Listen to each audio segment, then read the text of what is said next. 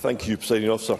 In recent weeks, I've had the privilege of meeting apprentices in businesses across Scotland at Thales in Govan, Collins Aerospace in Prestwick, and yesterday Persimmon Homes in East Lothian, where I have to report it became clear that I'll never make it as a brickie. Now, this week we started a public debate on reducing the school leaving age from 16. It's long been clear that far too many young people are being failed by the SNP's education system, and we propose giving those young people who are being left behind the opportunity of a hybrid education and training in colleges and the workplace. So does John Swinney agree that this conversation is long overdue, and will he give any consideration to our proposals? First Minister. I have to say this is a bold approach to First Minister's questions, given the fact that yesterday when Mr Findlay set out his proposals, he conceded in a television interview that it was not in fact certain that these proposals would reach anywhere near a Conservative manifesto. So I'm not sure Mr Findlay's got quite as much confidence after that one interview in his policy than he puts to me today. I don't agree with these proposals. We've spent a great deal of time and effort on trying to encourage young people to maximise their engagement with education.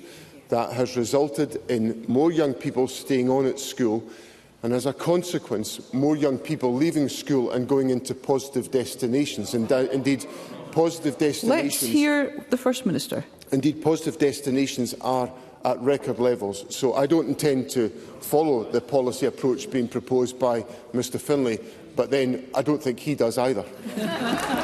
Russell Findlay. Scotland's business community can see this issue needs proper political attention. And last night I attended a think tank event where senior people from business and education voiced their support. They can see that over the last 18 years of SNP rule, far too many young people are being left behind.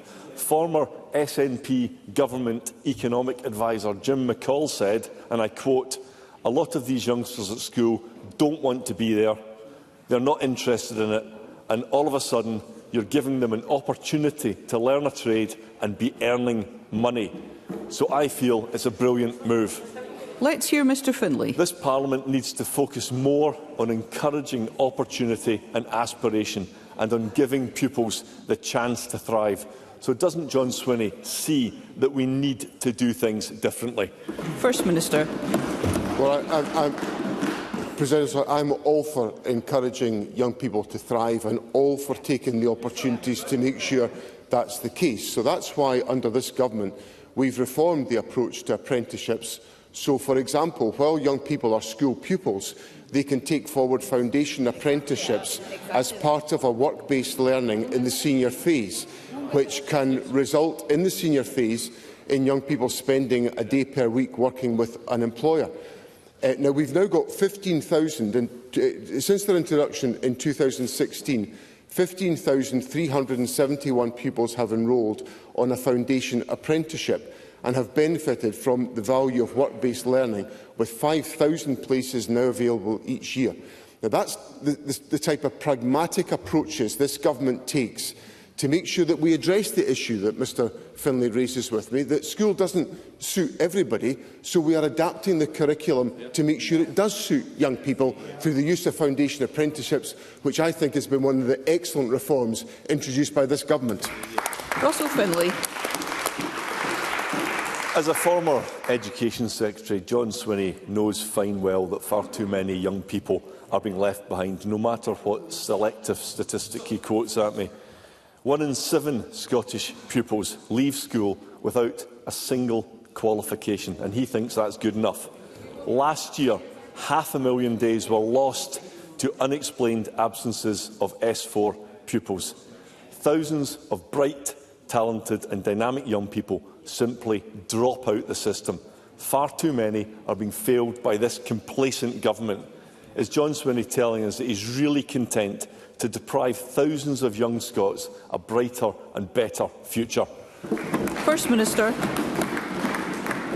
I want young people, as I've said in my earlier answer, to have the brightest future possible. which is why we have enabled schools to offer increased opportunities for young people to prepare for the world of work.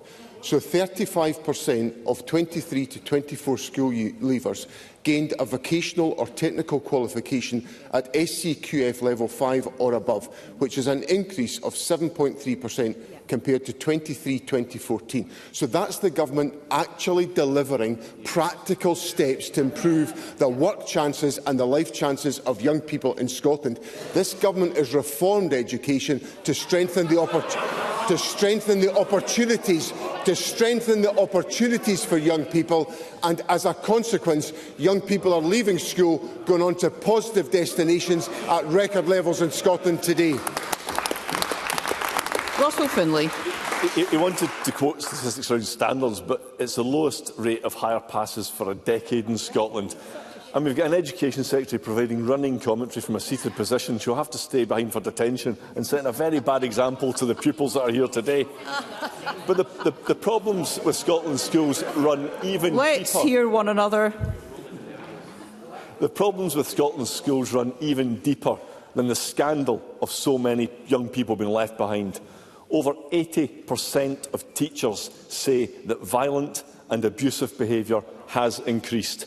They told of being assaulted with knives, chairs and hockey sticks in a teaching union survey that was published just this week. They've been bitten, spat on, headbutted, punched and kicked. They've had fireworks thrown at them and their cars vandalised. Teachers say that they are at breaking point and pupils' education is suffering. So what does the First Minister have to say to teachers about this breakdown in classroom discipline? First Minister.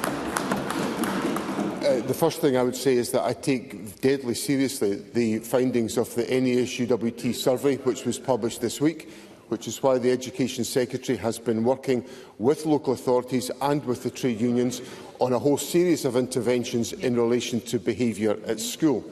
I think it's important that for completeness we hear all of the issues that are raised by the NASUWT survey.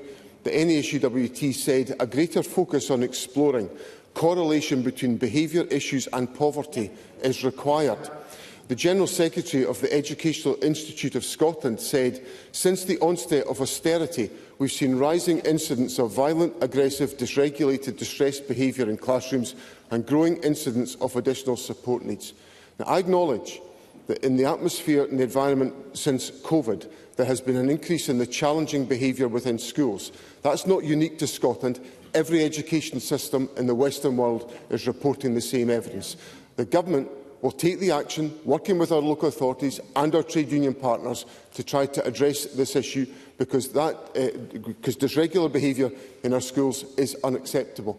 But what I will not do is I will not do what Russell Findlay does, which is characterise all young people as behaving badly. Thank you. Thank you.